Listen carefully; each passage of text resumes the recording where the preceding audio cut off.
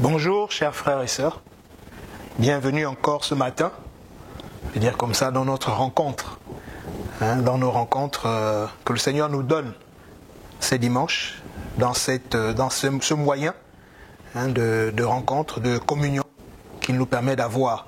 C'est vraiment un privilège que Dieu nous fait, que de pouvoir avoir ces temps non seulement de partage, mais aussi où nous pouvons le célébrer. Et pour cela, je vais lire un texte en psaume, le psaume 103. Je lis du verset 8 au verset 13. L'Éternel est compatissant et il fait grâce. Il est lent à la colère et riche en bienveillance. Il ne conteste pas sans cesse. Il ne garde pas sa colère à toujours. Il ne nous traite pas selon nos péchés et ne nous rétribue pas selon nos fautes. Mais, autant les cieux sont élevés au-dessus de la terre, autant sa bienveillance est efficace pour ceux qui le craignent. Autant l'Orient est éloigné de l'Occident, autant il éloigne de nous nos offenses. Comme un père a compassion de ses enfants, l'Éternel a compassion de ceux qui le craignent. Amen. Amen. C'est vraiment ce que le Seigneur veut nous donner encore ce matin de saisir sa bonté, de saisir combien son amour est grand, combien sa compassion est merveilleuse pour nous. Il ne garde pas, il ne nous traite pas selon nos fautes. S'il nous traitait selon nos fautes, plus personne n'existerait. Mais il est tellement compatissant qu'il sait justement faire tout pour nous ramener à lui, nous ramener réellement à la vie. Et ce que j'aime bien dans ce passage, c'est à partir du verset 11, autant les cieux sont élevés au-dessus de la terre, autant sa bienveillance est efficace pour ceux qui le craignent. Craignons l'Éternel. Voilà l'invite que le Seigneur nous fait. Autant l'Orient est éloigné de l'Occident, autant il éloigne de nous nos offenses. Comme un père a compassion de ses fils, l'Éternel a compassion de ceux qui le craignent. Il a compassion de ceux qui le craignent. Craignons l'Éternel. Il nous invite vraiment à cela, à vraiment avoir en nous cette crainte de lui. Alors, on va continuer avec vraiment à célébrer sa bonté avec le 281. Tu es tout pour moi.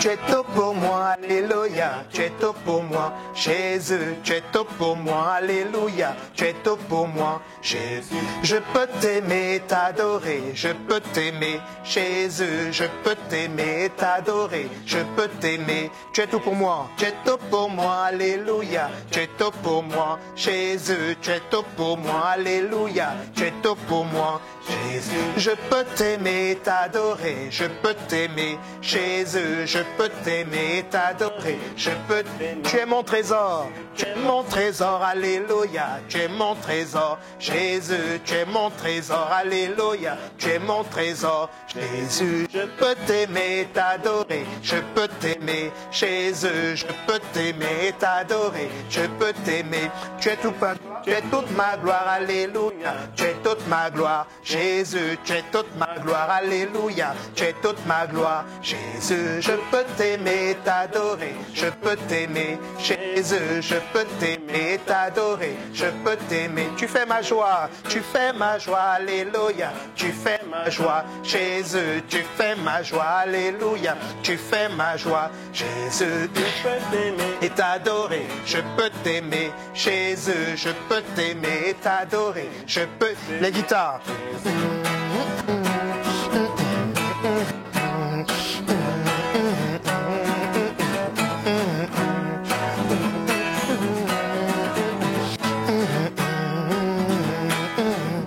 Quel trésor merveilleux Dieu nous fait que de pouvoir réaliser que il nous aime tellement, il nous aime tel que nous sommes, et lui a pourvu à notre faiblesse, il a pourvu à tout pour que aujourd'hui nous puissions avoir cette crainte de lui dans nos cœurs. C'est vraiment cela notre trésor. C'est lui notre trésor. Jésus-Christ est celui qui a pourvu à cela. Alléluia.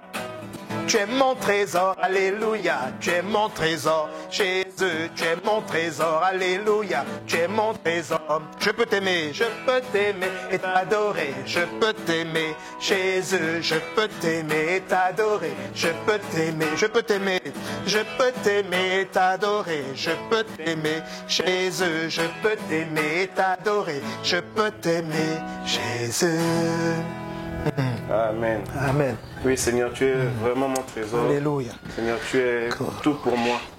Merci, Jésus, parce que ton amour est tellement grand, Seigneur, que tu ne regardes ni à mes fautes, Seigneur, ni à mes échecs, mais tu as compassion et, Seigneur, tu me donnes vraiment de l'espérance. Amen. Merci, Seigneur, pour cette espérance.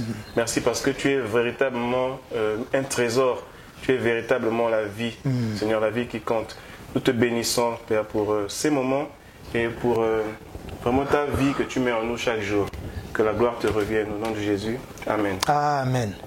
Et justement, à cause d'une telle manifestation d'amour, je ne peux que dire à mon âme, je ne peux que vraiment commander à mon âme de bénir l'Éternel. Chante mon âme, chante.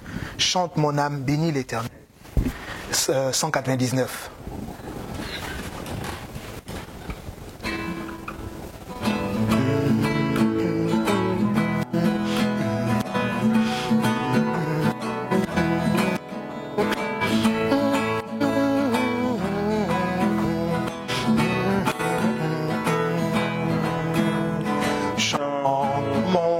Chante, chante à ton Seigneur, oui, chante, chante mon âme, chante, Jésus est ton roi.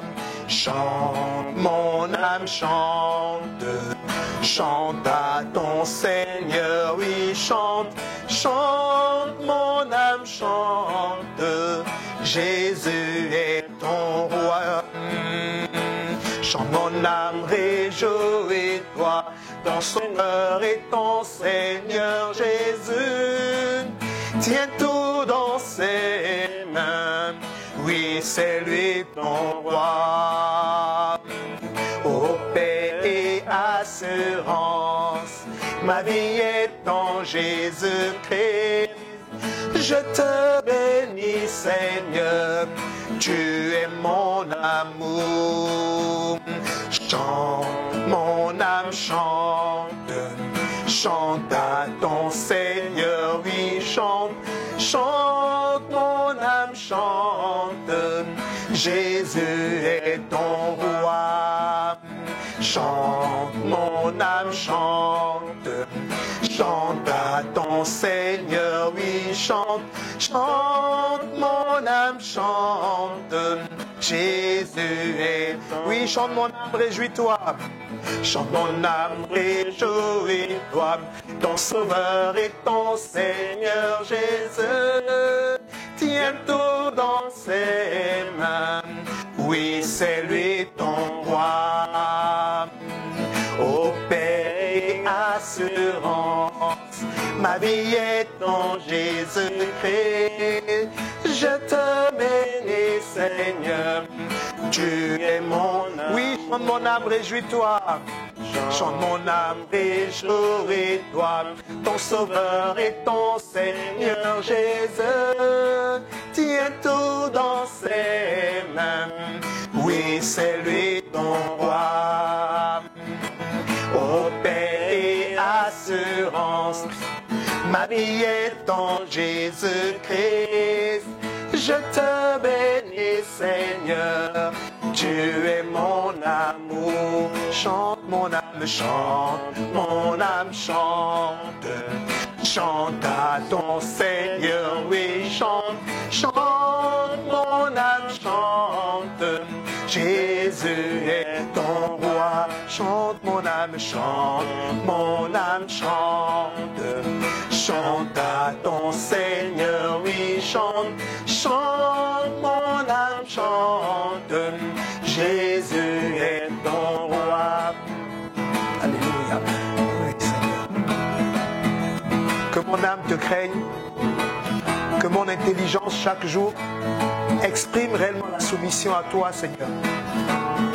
C'est le désir de mon cœur encore ce matin. C'est le désir, Seigneur, que je veux exprimer devant toi. Et je crois que c'est le désir que chacun de tes enfants, Seigneur, veulent exprimer.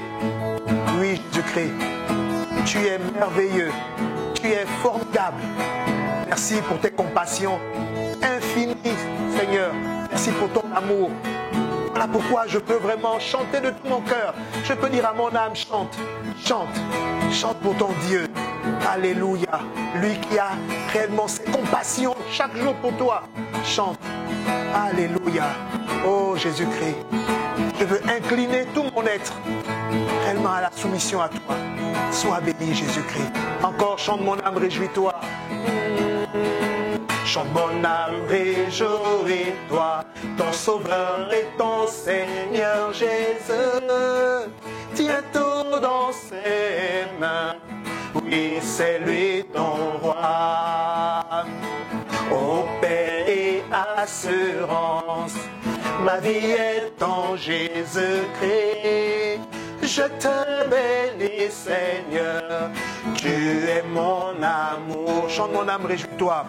Chante mon âme, réjouis-toi, ton Sauveur et ton Seigneur Jésus. Tiens tout dans ses mains, oui c'est lui ton roi. Ô paix et assurance, ma vie est en Jésus-Christ. Je te bénis Seigneur, tu es mon amour. Chante mon âme, chante, mon âme chante. Chante à ton Seigneur, oui chante, chante mon âme chante. Jésus est ton roi. Chante mon âme chante. Chante à ton Seigneur, oui chante. Chante mon âme chante, Jésus est ton roi. Alléluia. Et nous allons continuer vraiment à lui dire notre désir, parce qu'il a ainsi témoigné son amour pour nous. Nos cœurs ne peuvent que vraiment s'incliner devant lui. Nous lui disons, Seigneur, me voici avec toute ma vie. Je viens près de toi. Je viens réellement avec mon cœur. Je viens t'offrir vraiment mon corps en exclusivité. Je m'offre à toi, vraiment. C'est le 467.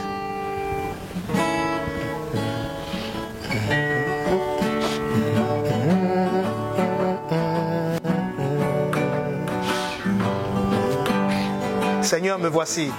Seigneur, me voici. Avec toute ma vie, Seigneur, me voici. Au cœur de ta vie, je viens pour t'aimer.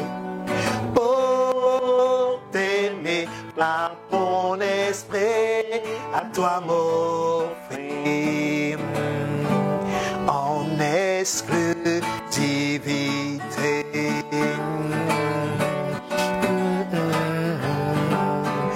Encore, Seigneur, me voici. Seigneur, me voici. Avec toute ma vie, Seigneur, me voici. Au cœur de ta vie, je viens pour t'aimer. Pour t'aimer par ton esprit, à toi m'offrir en exclusivité. Oui, je ne veux regarder, je ne veux observer qu'à toi, Seigneur. Je ne veux regarder, n'observer, ne contempler, ne considérer que mon berger.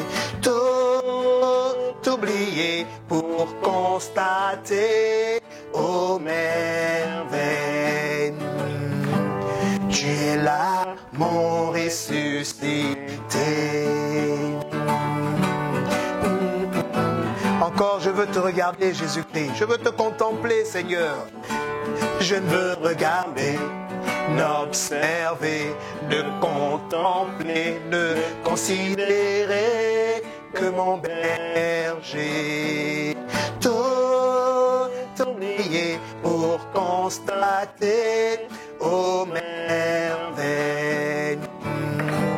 Tu l'as, mon ressuscité. Voilà pourquoi je veux m'activer pour toi, Seigneur. Je veux m'activer, je peux vibrer, m'enthousiasmer, me passionner pour mon Jésus. Pour toi, Seigneur, tu me l'accordes au mystère. Tu m'aimes, mon ressuscité.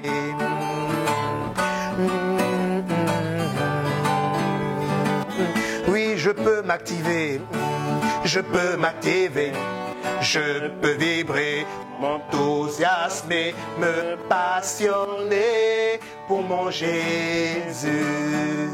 Pour toi, Seigneur, tu me l'accordes au mystère. Tu m'aimes, mon ressuscité. Alléluia, merci Seigneur. On va reprendre Seigneur, me voici. Seigneur, me voici avec toute ma vie. Avec toute ma vie, Seigneur, me voici. Au cœur de ta vie, je viens pour t'aimer. Pour t'aimer par ton esprit, à toi m'offrir en exclusivité. Et on va terminer. Encore Seigneur, me voici au cœur de la vie. Seigneur, me voici au cœur de ta vie. Amen. Bien. Bonjour frères et sœurs. Nous allons continuer de voir encore aujourd'hui ce qu'on a, disons, commencé la semaine dernière, à savoir le chemin qui mène à la gloire. Déjà la dernière fois, nous avons vu comment est-ce que Jésus lui-même, qui est le chemin, a suivi ce chemin et comment qu'il est allé, disons, au bout de sa mission en se laissant crucifier selon la volonté, disons, de son Père. Donc, nous allons, sans plus, disons, tarder, lire en Hébreux 12. Nous donc aussi, puisque nous sommes environnés d'une si grande nuée de témoins, rejetons tout fardeau et le péché qui nous enveloppe si facilement et courons avec persévérance l'épreuve qui nous est proposée. Les yeux fixés sur Jésus qui est l'auteur de la foi et qui l'amène à la perfection. Au lieu de la joie qui lui était proposée, il a supporté la croix, méprisé la honte et il s'est assis à la droite de Dieu. Voilà, c'est ce que a fait Jésus.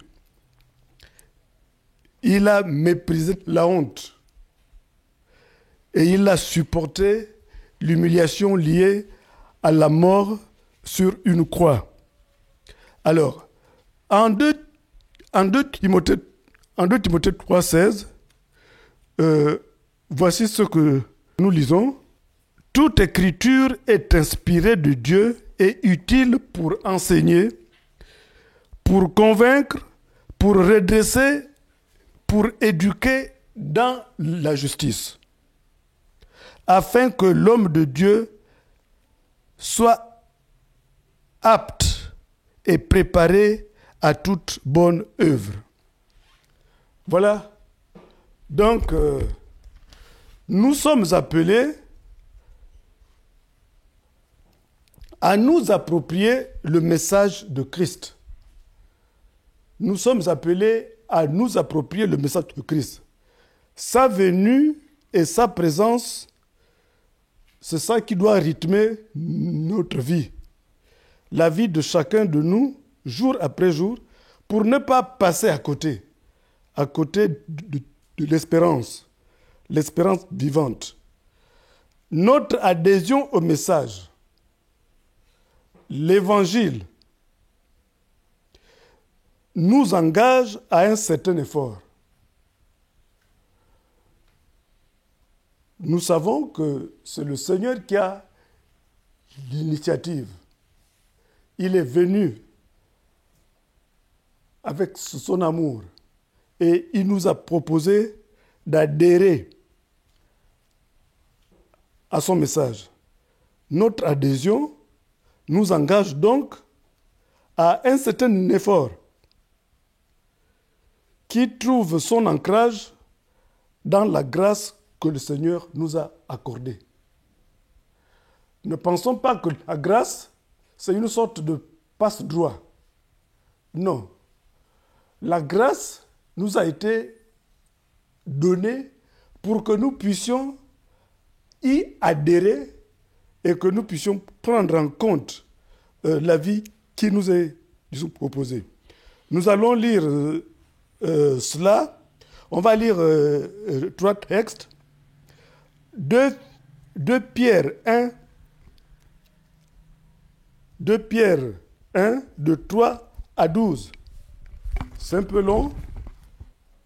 Sa divine puissance nous a donné tout ce qui contribue à la vie et à la piété, en nous faisant connaître celui qui nous a appelés par sa propre gloire et par sa vertu. Par elle, les promesses les plus précieuses et les plus grandes nous ont été données afin que par elles, vous deveniez participants de la nature divine, en fuyant la corruption qui existe dans le monde par la convoitise. À cause de cela, faites tous vos efforts pour joindre à la foi la vertu, à la vertu la connaissance, à la connaissance la maîtrise de soi et à la maîtrise de soi la persévérance, à la persévérance la piété, à la piété la fraternité et à la fraternité l'amour.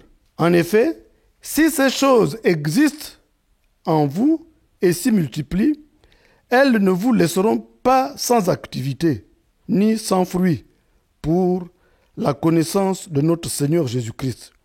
Mais celui qui ne les possède pas est un aveugle. Il a les yeux fermés, il a mis en oubli la purification de ses anciens péchés. C'est pourquoi, frères, efforcez-vous d'autant plus d'affermir votre vocation et votre élection. En le faisant, vous ne broncherez pas. C'est ainsi que vous sera largement accordé l'entrée dans le royaume éternel de notre Seigneur et Sauveur Jésus-Christ. Au verset 12, c'est pourquoi je vais toujours vous rappeler ces choses, bien que vous les sachiez, et que vous soyez affermis dans la vérité présente. Vous voyez, dans ce passage, on a vu 2 choses. On a vu, non pas seulement 2 choses. On a vu que nous sommes encouragés à faire des efforts. Ces efforts ne veulent pas dire que ce sont nos efforts, disons, de la chair. Ces efforts, c'est l'effort de dire oui à Dieu. Pour qu'on ne pense pas que ce sont nos efforts qui nous amènent à être justes devant Dieu. Mais on s'efforce de dire oui en ce que nous avons su quel est le message qui nous a été proposé. Donc, nous adhérons en nous y engageant.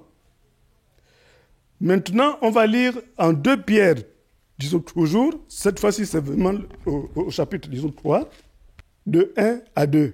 Voici déjà, bien-aimés, la seconde lettre que je vous écris. Et dans ces 2 lettres, je fais appel à des souvenirs pour éveiller en vous une claire intelligence, afin que vous vous souveniez des prédictions des saints prophètes et des commandements du Seigneur et Sauveur qui ont été annoncés par vos apôtres. Voyez, là encore, on insiste sur le fait de nous qui avons entendu de rester éveillés. Et parce que ce qui nous est dit contribue à éveiller notre intelligence, notre conscience. Et c'est ce que je voudrais aussi m'engager à, disons, partager avec vous. De notre engagement, de la fermeté de cet engagement, dépend notre entrée dans le royaume éternel de notre Seigneur. C'est ce que nous avons lu. Je reprends que c'est de notre engagement et de la fermeté de cet engagement que dépend notre entrée dans le royaume de Dieu. Mais la fermeté de cet engagement, ce n'est rien d'autre que oui. J'ai bien envie de dire d'ailleurs que c'est peut-être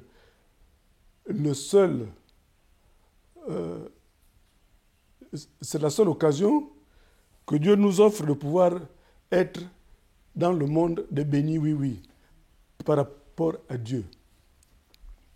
Alors, Jésus-Christ est le chemin, lui-même a tracé. Jésus-Christ est le chemin, il n'est pas la pancarte qui indique la direction à suivre. Il faudrait bien que nous comprenions ça. Jésus-Christ est le chemin. Il est lui-même celui qui marche sur ce chemin en tenant par la main le racheté, devenu fils. Avant chacun de nous, il y a Paul qui est passé par là. Et c'est pour cette raison que le partage aujourd'hui, nous allons axer cela sur l'expérience de Paul. Comment Paul a-t-il vécu sa vie après avoir rencontré Jésus? Donc, c'est pour cela que nous commençons par l'exemple de Paul en lisant le texte de 2 Timothée 4. En fait, nous allons presque commencer par la fin. 2 Timothée 4. Je répète et je rappelle que nous sommes en train de parler du chemin de la gloire. 2 Timothée 4, à partir du verset 6. C'est Paul qui écrit à son fils. Et ce texte-là, quand on lit 2 Timothée, on a le sentiment que c'est un testament. Voilà ce que dit Paul à son fils. « Car pour moi, me voici déjà offert en libation, et le moment de mon départ approche. J'ai combattu le bon combat, j'ai achevé la course, j'ai gardé la foi. Désormais, la couronne de justice m'est réservée. Le Seigneur, le juste juge, me la donnera en ce jour-là, et non seulement à moi, mais à tous ceux qui auront aimé son apparition. » Voilà ce que dit Paul.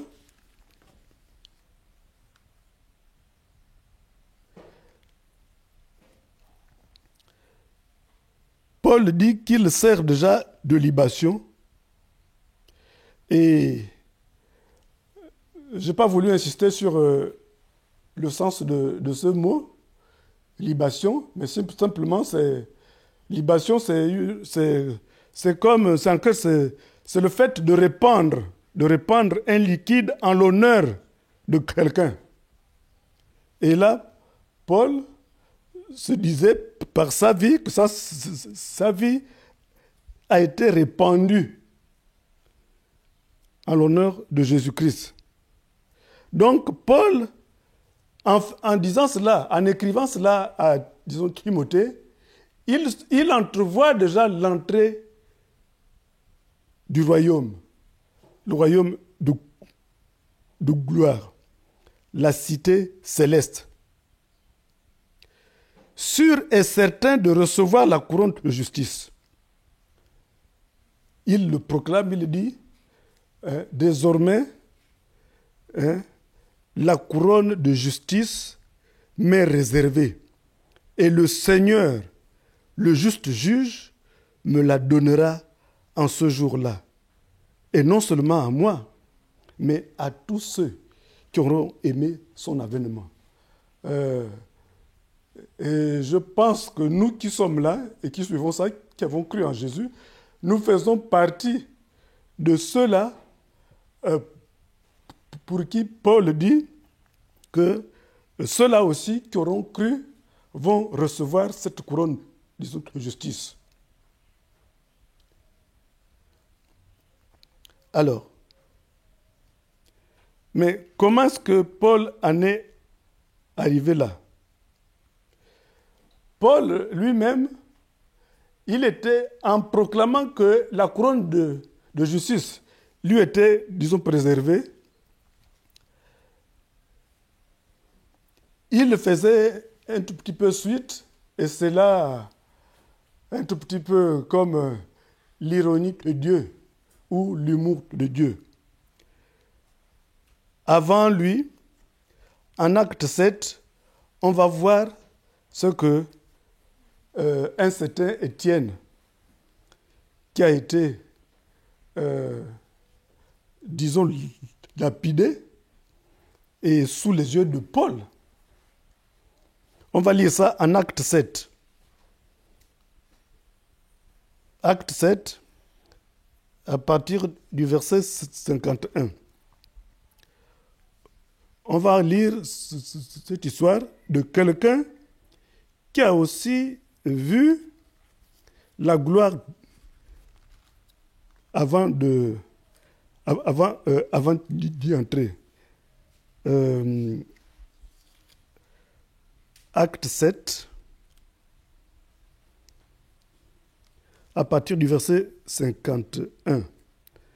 C'est Étienne qui est considéré comme le premier martyr de l'ère chrétienne, des chrétiens. Voilà ce que dit Étienne à partir du verset 51. Homme au cou raide, et il est en train de s'adresser aux Juifs qui avaient reçu la promesse de l'arrivée de Christ. Il dit, homme au cou raide, incirconcis de cœur et d'oreille, vous vous opposez toujours au Saint-Esprit, vous comme vos pères.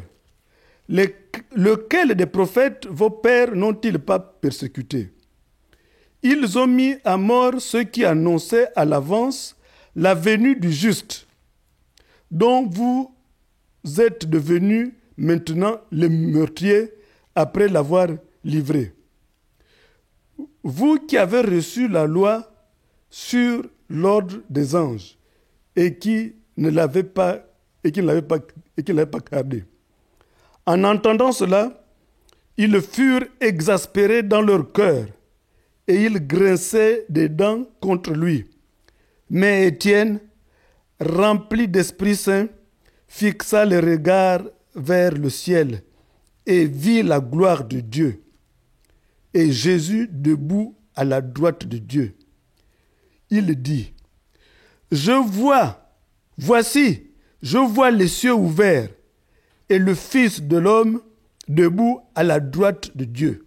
Ils crièrent alors d'une voix forte en se bouchant les oreilles, et ils se précipitèrent tous ensemble sur lui. Ils le chassèrent hors de la ville et le lapidèrent. Les témoins avaient déposé leurs vêtements aux pieds d'un jeune homme appelé Saul. Ils lapidèrent Étienne, qui priait et disait « Seigneur Jésus, reçois mon esprit ».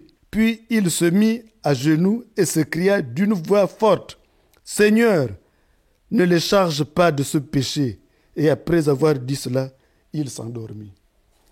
Histoire pathétique. Étienne n'avait pas encore reçu un seul coup de pierre. Mais le Seigneur savait qu'il allait s'arrêter là. Sa vie, en tout cas sur la terre, s'arrêter là. Et donc, Étienne a vu la gloire du ciel. Et il a vu Jésus debout. Et il l'a dit. Et quand il l'a dit, ça a encore exaspéré ceux qui étaient là, qui l'ont lapidé. Et en lapidant, en recevant les coups, il a encore eu la force de dire « Seigneur, ne leur charge pas ce péché, pardonne ». Et je suis bien ému parce que la prière d'Étienne a été exaucée, puisque l'un des bourreaux qui était là, c'est justement Paul, et qui s'est converti. C'est justement Paul. Donc la prière d'Étienne, qui en ce moment-là, parce qu'il avait vu la gloire de Dieu, rien ne pouvait mettre dans son cœur de l'amertume. Est-ce que nous sommes en mesure, disons, de saisir ça? Que lorsqu'on voit la gloire de Dieu,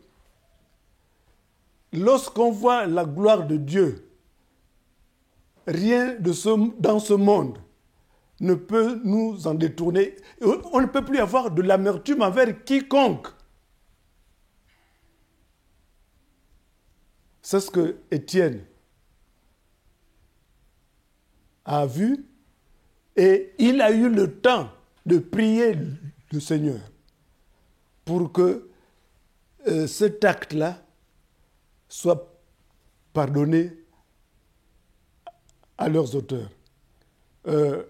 Je ne sais pas si, en dehors de Paul, il y a eu d'autres convertis parmi ceux qui étaient là. On peut le penser. Voilà. Donc, là, nous avons remarqué que la gloire qu'avait vue Paul, c'est celle-là même qu'avait vue Étienne. Donc, nous allons donc parler de l'expérience de Paul. Avant d'en arriver là, avant qu'il arrive à la certitude de dire que désormais la couronne de gloire m'est réservée, quel chemin a-t-il suivi? On va lire d'abord en Galates 1. Galates 1. Nous allons donc pas à pas suivre le chemin que Paul a donc emprunté. Galates 1.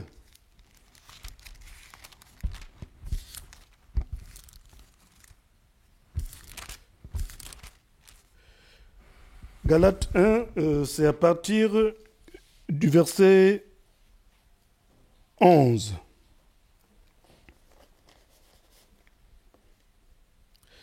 C'est Paul qui écrit aux chrétiens de Galatie. Je vous déclare, frères, que l'évangile qui a été annoncé par moi n'est pas de l'homme, car moi-même je ne l'ai pas reçu ni appris d'un homme, mais c'est par une révélation de Jésus-Christ. Vous avez en effet entendu parler de ma conduite autrefois dans le judaïsme. Je persécutais alors à outrance l'Église de Dieu et je la ravageais.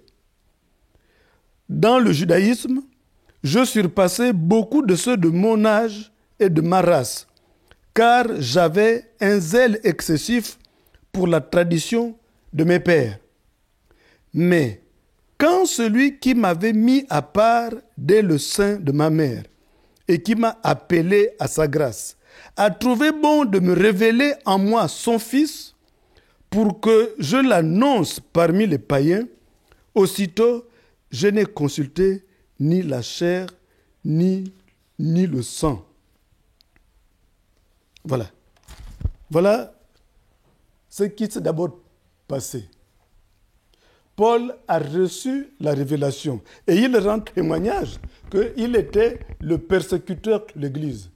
Et l'histoire que nous avons lue concernant Étienne, ça montre bien ce que Paul était. Donc, qu'est-ce qui lui est arrivé? Il a eu la révélation de Jésus-Christ. Et parmi les choses que Paul dit, il dit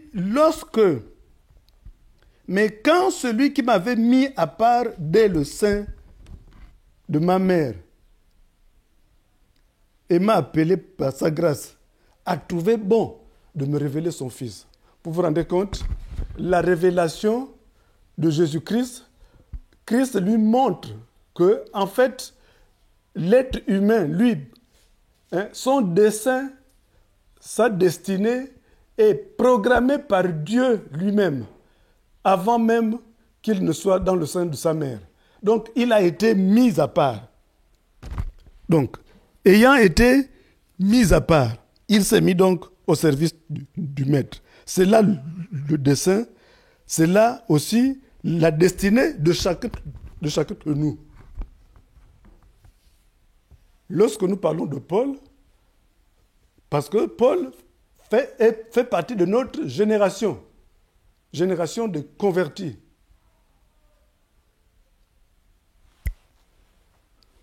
Paul fait partie de notre génération de convertis. Alors, nous allons lire ça en Éphésiens 1. Éphésiens 1. De 3 à 6.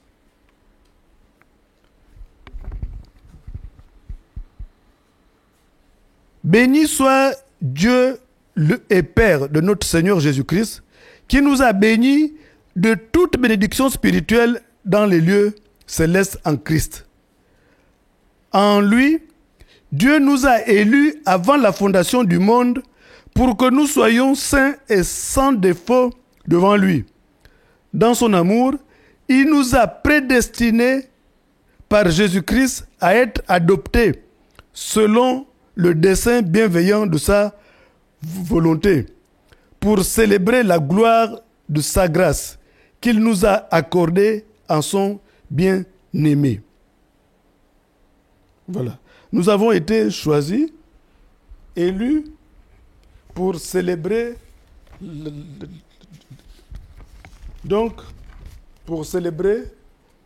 la gloire de Jésus-Christ. Alors, le ministère de Paul, disons, quel était-il? Nous allons, puisque Paul a dit que Christ a été révélé, nous allons nous appesantir sur cette révélation.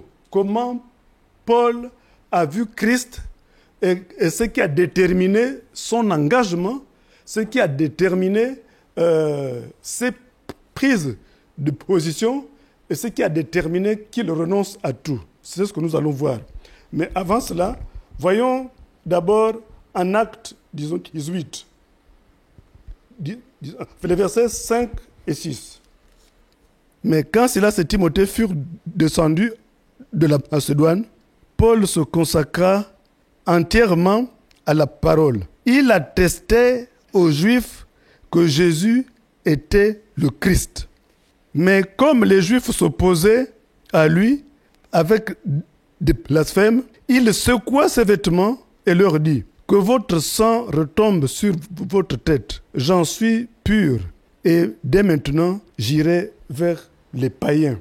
Voyez, le message de Paul, la révélation que Paul a reçue, c'est que Jésus est le Christ. Jésus est le Christ, l'élu de Dieu, celui qui a été choisi pour le salut des humains. Alors, justement, Paul dit ici aux Juifs, puisqu'il allait de lieu en lieu, comme Jésus, pour annoncer que Jésus était le Christ. Mais puisque ce message n'est pas, disons, n'a pas été reçu, alors il a dit que je vous laisse, je me tourne vers les païens qui n'ont pas, disons, espérance. Je me tourne maintenant, disons, vers eux, et eux, ils écouteront. Parce que le message que Paul a reçu, c'était que Jésus était le Christ. Alors, lisons, pour que nous saisissions encore la bonté de Dieu envers nous qui avons cru en Jésus. On va revenir dans les chapitres, dans les livres de Colossiens et d'Éphésiens. D'abord, Colossiens 1, de 21 à 23. Voilà ce qui est dit ici. Les Colossiens, ce sont les païens. Les païens, ça dit que ce n'étaient pas des Juifs.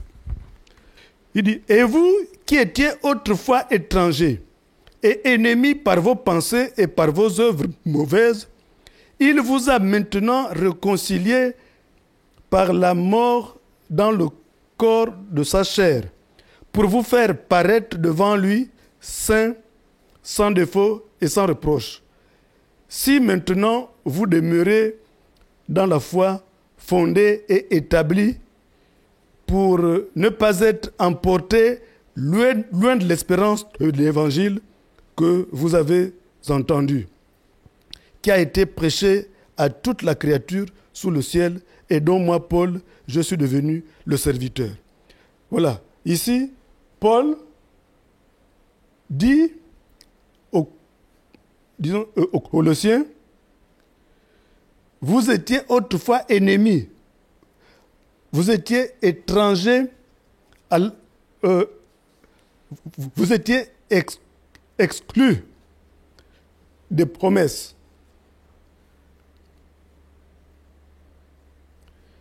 Mais il vous a maintenant réconciliés par sa mort dans le corps de sa chair pour vous faire paraître devant lui saint, sans défaut et sans reproche.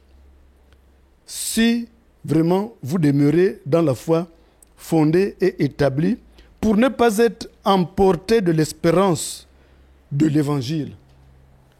Voilà quand je parlais d'engagement.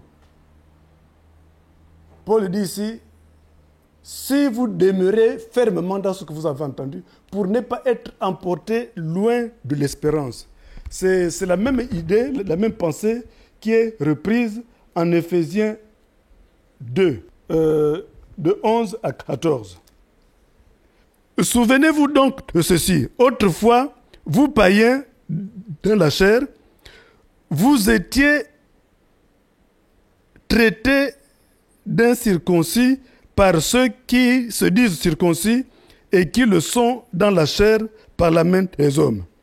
Vous étiez en ce temps-là sans Christ, privés du droit de cité en Israël, étrangers aux alliances de la promesse, sans espérance et sans Dieu dans le monde. Mais maintenant, en Christ Jésus, vous qui étiez autrefois loin, vous êtes devenus proches par le sang de Christ. Car c'est lui, notre paix, lui qui de deux n'en a fait qu'un, en détruisant le mur de la séparation.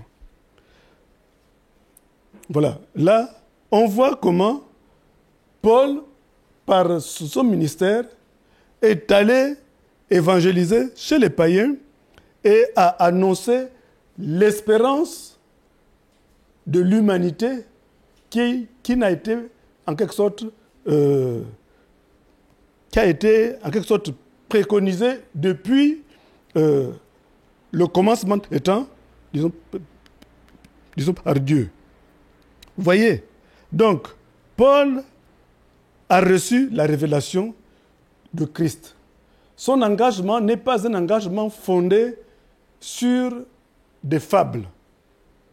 Alors, qui est Christ? Pour que Paul se soit engagé avec une si grande fermeté, avec une si grande conviction. Colossiens 1. Nous allons lire pas mal de passages dans ce livre. Colossiens 1, de 15 à 20. Et nous lirons aussi en Hébreux 1, 3. Qui est le Christ? Qui s'est révélé à Paul? Il est l'image du Dieu invisible, le premier-né de toute la création. Car en lui ont été créés dans les cieux et sur la terre ce qui est visible et ce qui est invisible. Trône, souveraineté, principauté, pouvoir, tout a été créé par lui et pour lui. Il est avant toute chose et toute chose subsiste en lui. Il est la tête du corps de l'Église. Il est le commencement, le premier-né d'entre les morts, afin d'être en tout le premier. Car il a plu à Dieu de faire habiter en lui toute plénitude et de tout réconcilier avec lui-même, aussi bien ce qui est sur la terre que ce qui est dans les cieux, en faisant la paix par lui, par le sang de sa croix. Et vous qui étiez autrefois étrangers et ennemis, par vos pensées et par vos œuvres mauvaises, il vous a maintenant réconciliés par la mort dans son corps. Voilà la révélation qu'a reçue Paul.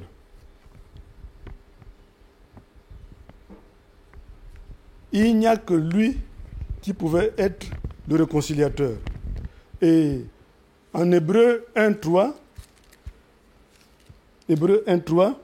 toujours qui est le Christ, nous sommes en train de répondre à cette question, qui est le Christ.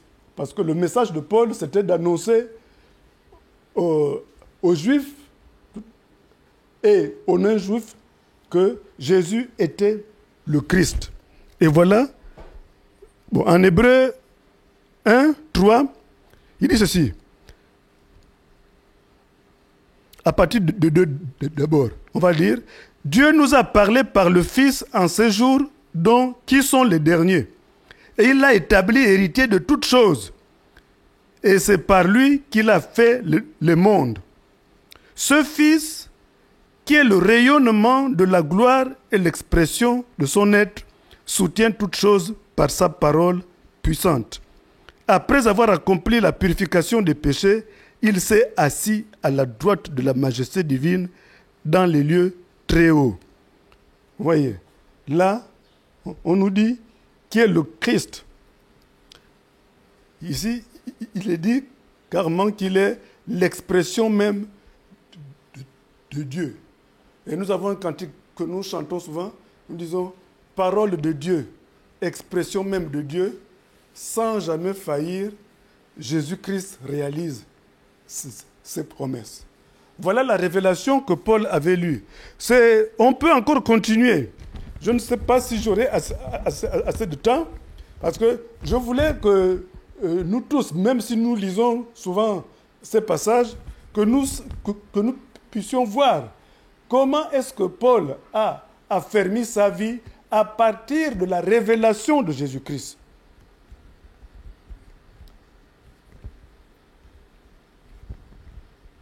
Donc, et c'est pour cela que nous pouvons encore lire. On va continuer. On va continuer. Et cette fois-ci, en Éphésiens 1, encore. Éphésiens 1, 11. Lisons assez rapidement. En lui, nous avons été mis à part, prédestinés selon le plan de celui qui opère tout selon la décision de sa volonté. Vous voyez, là, on retrouve la mise à part dont Paul a parlé en, disons, Galates 1. Et Paul enseigne aussi à ceux qui ont cru, notamment ici aux Éphésiens, que nous tous, en Jésus-Christ, nous avons été mis à part. Nous avons été prédestinés selon le plan de celui qui opère tout selon la décision de sa volonté. Paul affirme cette réalité de l'excellence de révélation. Vraiment, disons qu'il a reçu et qui ont déterminé sa vie. Parce que nous pensons qu'être chrétien, c'est une vue, disons, de l'esprit. Il n'en est pas ainsi. Être chrétien, c'est une vie pratique de l'expérience de Jésus-Christ. Alors, donc, voilà ce que Paul affirme, toujours en Éphésiens, au chapitre disons, 3.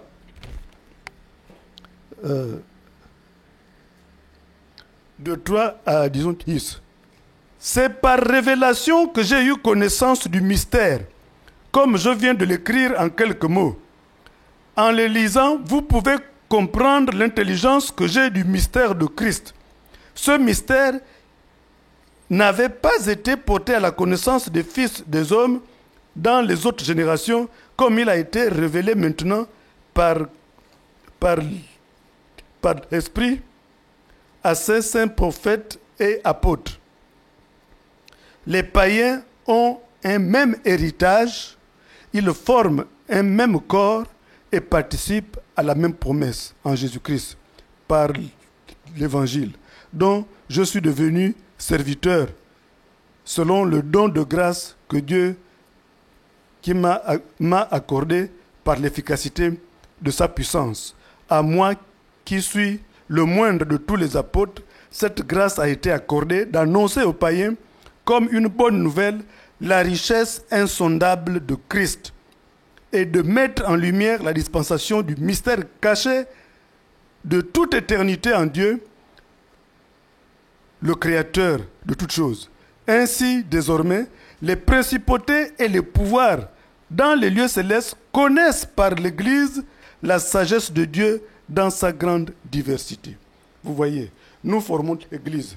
Vous voyez, lorsque Christ est révélé, voilà ce qui se passe. Donc, là, Paul, ce n'était pas un rêveur. Recevoir, disons, la révélation, il ne s'agit pas de rêver. Il s'agit de saisir la présence de Dieu, de saisir le contenu de Dieu. Donc, son engagement en était la logique conséquence.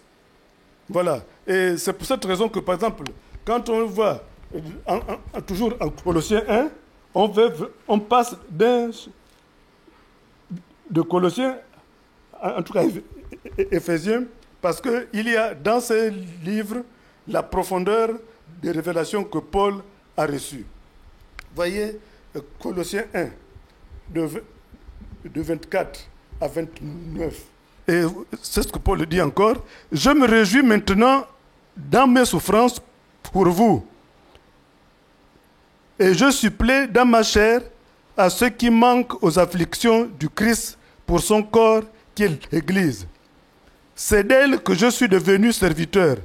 J'ai été chargé par Dieu de vous annoncer pleinement la parole de Dieu, le mystère caché de tout temps, en toute génération, mais dévoilé maintenant à ses saints, à qui Dieu a voulu faire connaître quelle était la glorieuse richesse de ce mystère parmi nous, c'est-à-dire Christ en vous, l'espérance de la gloire. Christ en nous, l'espérance de la gloire. L'espérance d'entrer dans la gloire, c'est Christ. Et voilà qu'on arrive à Colossiens 1, 28, qui dit « C'est lui que nous annonçons, en avertissant tout homme et en instruisant tout homme en toute sagesse, afin de rendre tout homme parfait en Christ. » C'est à cela que je travaille, en combattant avec sa force qui agit puissamment en moi. Vous voyez, la révélation, quand Pierre disait que lorsque on a connu Jésus, on ne peut pas rester oisif. Ici, Paul dit que après avoir connu, là, son travail n'est plus que ça. Il ne travaille qu'à ça, à annoncer Jésus et faire en sorte que ceux qui ont cru en Jésus-Christ soient édifiés pour qu'ils puissent, disons, progresser.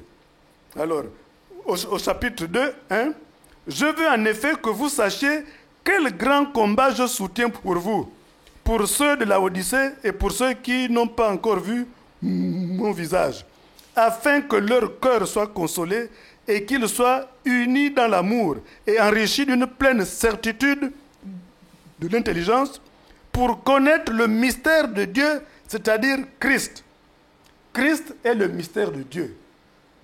En recevant Christ, Dieu n'a plus de mystère pour nous. Est-ce que nous suivons ça? En recevant Christ dans notre vie, Dieu n'est plus mystérieux. Dieu s'est dévoilé. Parce qu'en lui sont cachés tous les trésors de la sagesse et de la connaissance. Voilà. Donc, c'est ce contenu riche de ces révélations qui a fait en sorte que Paul, sa vie, soit impactée par Jésus. C'est parce qu'il l'a vu, parce qu'il l'a connu. Et je vais, pour terminer cette partie, je vais lire Jean 15, 15. Parce que c'est Jésus lui-même qui avait prévu que les choses se passent ainsi. Jean 15, au verset 15, Jésus avait dit à ses disciples, « Je ne vous appelle plus serviteur parce que le serviteur ne sait pas ce que fait son maître.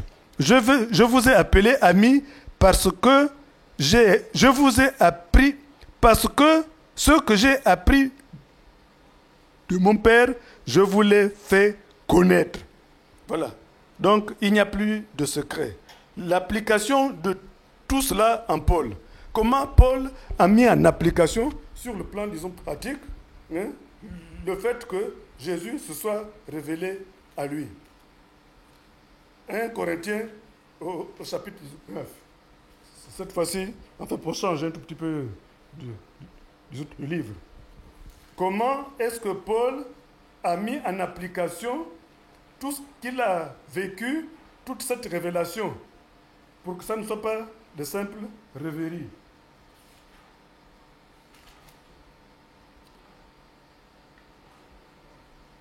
Bon, disons que les textes, je les ai choisis de lire en longueur, vraiment pour nous permettre de comprendre. Donc, j'encouragerai les uns les autres à revenir dans vos moments personnels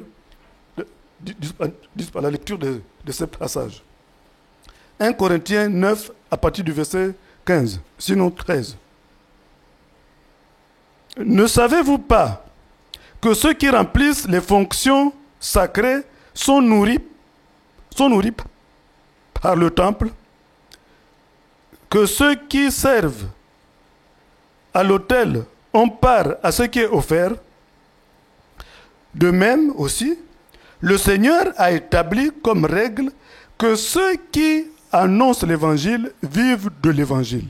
En ce qui me concerne, je n'ai usé aucun des droits, aucun de ces droits.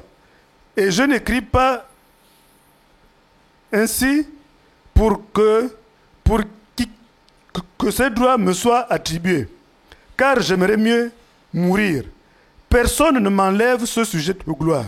Évangéliser n'est pas pour moi un sujet de gloire, car la nécessité m'en est imposée. Malheur à moi si je n'évangélise. Si je le fais de bon gré, j'en ai la récompense. Mais si je le fais malgré moi, c'est une charge qui m'est imposée. Quelle est donc ma récompense? C'est en évangélisant d'annoncer gratuitement l'Évangile, sans user du droit que l'Évangile me donne. Car Bien que je sois libre à l'égard de tous, je me suis rendu serviteur de tous afin de gagner le plus grand nombre. Avec les Juifs, j'ai été comme un Juif afin de gagner les Juifs. Avec ceux qui sont sans loi, comme sans loi. Et pourtant, je ne suis pas moi-même sans loi, sans la loi de Dieu, mais sous la loi de Christ, afin de gagner ceux qui sont sans loi. J'ai été faible avec les faibles, afin de gagner les faibles. Je me suis fait tout à tous, afin d'en sauver de toute manière quelques-uns. Je fais tout à cause de l'Évangile, afin d'y avoir part. Ne savez-vous pas que ceux qui courent dans le stade courent tous, mais qu'un seul reçoit le prix? Courez de manière à l'obtenir. Tout lutteur s'impose toute espèce d'abstinence, et pour recevoir une couronne corruptible. Nous, pour une couronne incorruptible. Moi donc, ça c'est Paul qui parle, je cours, mais non pas à l'aventure. Je donne des coups, non pas en battant l'air. Au contraire, je traite durement mon corps et je le tiens assujetti de peur qu'après avoir prêché aux autres, d'être moi-même disqualifié. Voyez comment c'est fort. Comment Paul a pu faire en sorte que, parce qu'il y a une espérance à la fin. Et que le fait de connaître que Jésus est le Christ, ça ne suffit pas. Il faut encore suivre Christ dans ses prescriptions. Et dans ses prescriptions, Paul dit ici que, au contraire, il traite durement son corps comme un lutteur. Comme un lutteur. Afin qu'il ne soit pas lui-même disqualifié après avoir prêché aux autres. Ça fait partie des passages qui me secouent. Je me dis, qu'est-ce qui fait que moi, je sois là debout, en train de vous entretenir et que vous me suiviez? Si ce n'est que Christ est en moi et que je vis la vie de ce que je dis. Parce que qu'on ne s'y trompe pas. Si nous avons été choisis, restons engagés, restons dans notre engagement pour que nous ne soyons pas disqualifiés.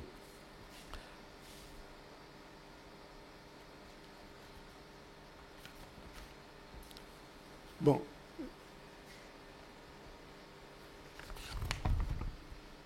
Et cet engagement de Paul, vous connaissez bien tout ce qu'il a dit en Philippiens 3 par rapport à sa vie. Paul a dit ceci, que à partir du verset, Philippiens 3, à partir du verset 7, mais ce qui était pour moi un gain, je l'ai considéré comme une perte à cause de Christ. Et même je considère tout comme une perte à cause de l'excellence de la connaissance de Jésus-Christ, mon Seigneur. À cause de lui, j'ai accepté de tout perdre. Et je considère tout comme des ordures afin de gagner Christ et d'être trouvé en lui, non pas avec ma justice qui viendrait de moi, mais avec la justice obtenue par la foi en Christ. Une justice provenant de Dieu et fondée sur la foi. Mon but est de le connaître, ainsi que la puissance de sa résurrection et la communion de ses souffrances, en devenant conforme à lui dans sa mort pour parvenir, si possible, à la résurrection des morts. Voilà, là encore, Paul reprend le même chemin qu'a suivi Jésus-Christ. Nous voyons qu'il dit, mon but est de le connaître, connaître Christ avec la puissance de sa résurrection, avec, et la communion de ses souffrances. Donc, ceci pour dire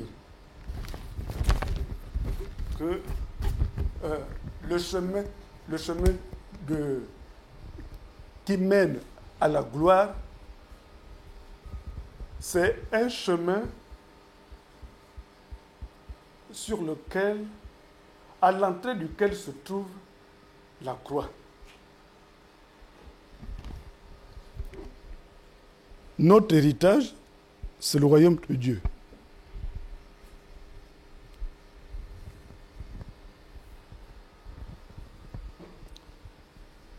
Je vais lire deux passages encore.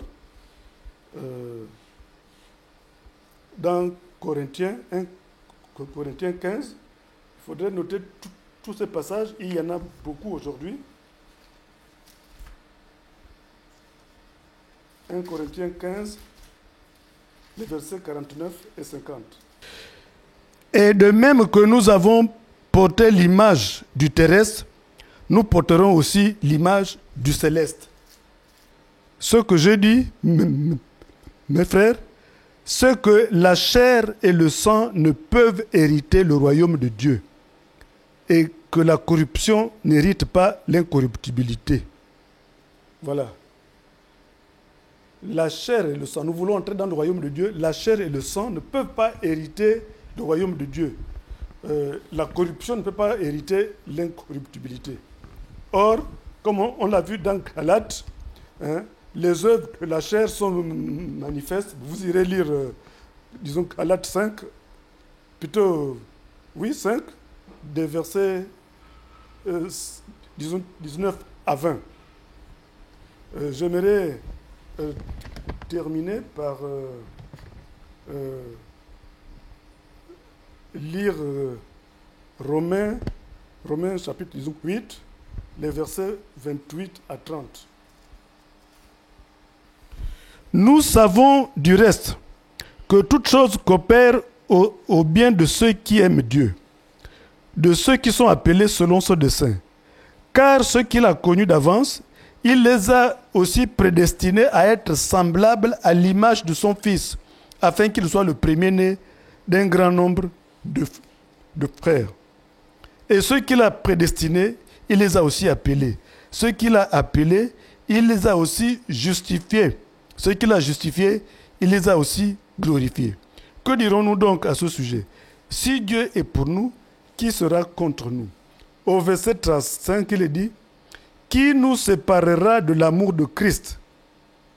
La tribulation, ou l'angoisse, ou la persécution, ou la faim, ou le dénuement, ou l'épée, ou le péril. Tout ce que Paul cite là, il l'a vécu. Persécution, angoisse, tribulation. Mais il sait que, au verset 32, on revient. Que dirons-nous au verset 31? Que dirons-nous donc à ce sujet? Si Dieu est pour nous, qui sera contre nous? Lui qui n'a pas épargné son propre Fils, mais l'a livré pour nous, comment ne nous donnera-t-il pas aussi tout par sa grâce? Voilà. Donc, ici, nous voyons que pour entrer dans le royaume de Dieu, on n'a pas d'autre choix que de passer par les tribulations, par l'angoisse. Mais est-ce que nous allons atteindre les tribulations que Jésus a reçues? Mais Dieu nous permet, à notre niveau, d'avoir des tribulations qui nous qualifient en quelque sorte pour entrer dans le royaume de Dieu en considérant que nous portons aussi la croix de Jésus-Christ. Je voulais lire le psaume 126, versets 5 et 6. Ceux qui sèment avec larmes moissonneront avec cris de triomphe. Celui qui s'en va en pleurant, quand il porte la semence à répandre, s'en revient avec des cris de triomphe quand il porte les gerbes. Voilà. Hein? Ne pensons pas que si nous versons quelques larmes, que cela nous empêche d'être, disons, d'entrer, disons, dans la présence disons, du Seigneur. J'aimerais cette fois-ci, hein, parce que j'aimerais terminer avec un cantique, mais pour pouvoir le faire, je vais lire, disons, je vais lire en 2 Timothée 2. Voilà ce que Paul dit à son fils, et ça nous concerne aussi. Toi donc, mon enfant, fortifie-toi dans la grâce qui est en Jésus-Christ. Et ce que tu as entendu de moi, en présence de beaucoup de témoins, confie-le à des hommes fidèles, qui soient capables de l'enseigner aussi à d'autres. Souffre avec moi comme un bon soldat de Jésus-Christ. Il n'est pas de soldat en campagne qui s'embarrasse des affaires de la vie s'il veut, disons, plaire à celui qui l'a enrôlé. Et l'athlète n'est pas couronné s'il n'a combattu en suivant les règles. Voilà. L'athlète n'est pas couronné s'il n'a pas combattu en suivant les règles. Quelles sont les règles qui nous qualifient pour entrer dans la gloire? Quelles sont les règles? Je crois que pendant ces 2 dimanches, nous avons essayé de faire ressortir ces règles. Les règles qui nous qualifient. En tout cas, à la fin, c'est notre crucifixion. Si Paul a reçu la révélation de la certitude de son entrée dans le royaume, c'est parce qu'auparavant, il s'est laissé crucifier avec Christ. Si Paul, nous avons lu 2 Timothée 2,4, Paul a dit, désormais, la couronne de justice m'est accordée. Et si Paul, je dis que si Paul a reçu la révélation de la certitude de son entrée dans le royaume, c'est parce qu'auparavant, il s'est laissé crucifier avec Christ. Et Christ est au ciel.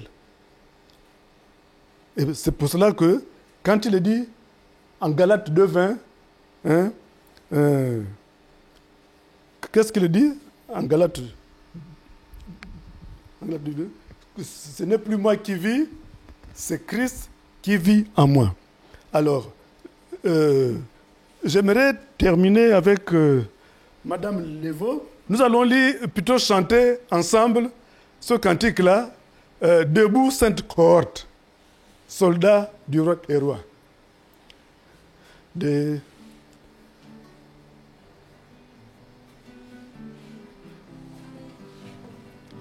Debout Sainte Cohorte, soldats du roi des rois, tenez d'une main forte l'étendard de la croix. Au sentier de la gloire, Jésus-Christ nous conduit. De victoire en victoire, il mène qui le suit. La trompette résonne, debout vaillants soldats, l'immortelle couronne et le prix des combats. Si l'ennemi fait rage, soyez fermes et forts, redoublez de courage, s'il redouble d'efforts. Debout pour la bataille, partez, n'hésitez plus, pour que nul ne défaille. Regardez à Jésus, de l'armure invincible, revêtez-vous. Le triomphe est possible pour qui lutte à genoux. Debout, debout encore, lutte jusqu'au matin. Déjà brille l'aurore à l'horizon lointain. Bientôt jetons nos armes au pied du roi des rois. Le sang après les larmes, du trône après la croix. Bientôt jetons nos armes au pied de la croix, au pied du roi des rois, les chants après les larmes, le trône après la croix. Voilà le protocole pour entrer dans la gloire. Soyons tous bénis au nom de Jésus-Christ. Amen. Le Seigneur a tracé la voie qui conduit à la gloire de Dieu. Dieu nous appelle à sa gloire. Il nous a créés pour sa gloire. Il nous a créés à son image. Il nous a créés pour que nous soyons le reflet de sa gloire. Nous l'avions perdu. Alléluia. Jésus-Christ est venu pour nous donner de retrouver sa gloire. Et il a tracé le chemin qui nous mène vers la gloire de Dieu. Voilà pourquoi il veut nous conduire dans cette gloire. Et pour cela, je dis, je veux vivre chaque jour avec des actions de grâce, disant Seigneur, merci pour ce chemin que tu as tracé, merci pour ce que tu as fait. Le 257.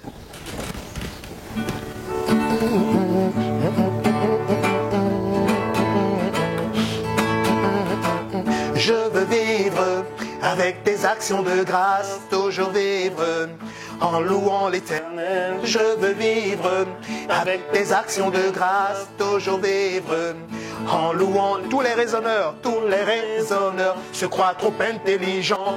Ils disent qu'ils ne peuvent pas croire en Dieu. Ils ne le voient pas, ni ne peuvent le toucher. Ils ne savent pas qui est Jésus-Christ. Mais moi, je veux vivre avec des actions de grâce, toujours vivre en louant l'Éternel. Je veux vivre avec des actions de grâce, toujours vivre. Encore tous les raisonneurs se croient trop intelligents. Ils disent qu'ils ne peuvent pas croire en Dieu. Ils ne le voient pas, ni ne peuvent le toucher. Ils ne savent pas qui est Jésus-Christ. Mais moi, je veux vivre avec des actions de grâce, toujours vivre en louant l'Éternel. Je veux vivre avec des actions de grâce, toujours vivre en louant. Parole de Dieu, expression même de Dieu, sans jamais faillir. Jésus-Christ réalise ses innombrables et merveilleuses promesses. M'appuyant sur elle, je marche désormais, car je veux vivre avec des actions de grâce, toujours vivre en louant l'Éternel. Je veux vivre avec des actions de grâce, toujours vivre encore les paroles de Dieu, expression même de Dieu, sans jamais faillir. Jésus-Christ réalise ses innombrables et merveilleuses promesses. M'appuyant sur elle, je marche désormais, car je veux vivre avec des actions de grâce, toujours vivre en louant l'Éternel. Je veux vivre avec des actions de grâce, toujours vivre en louant. Oui, je veux vivre avec des actions de grâce, toujours vivre en louant l'Éternel. Je veux vivre avec des actions de grâce, toujours vivre.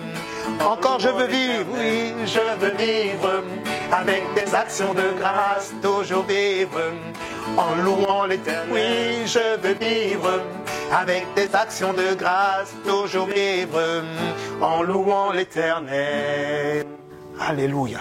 Amen. Qu'il en soit ainsi, que ce soit chaque jour le vœu de nos cœurs. Soyons bénis. Bon dimanche à tous. Amen. Amen.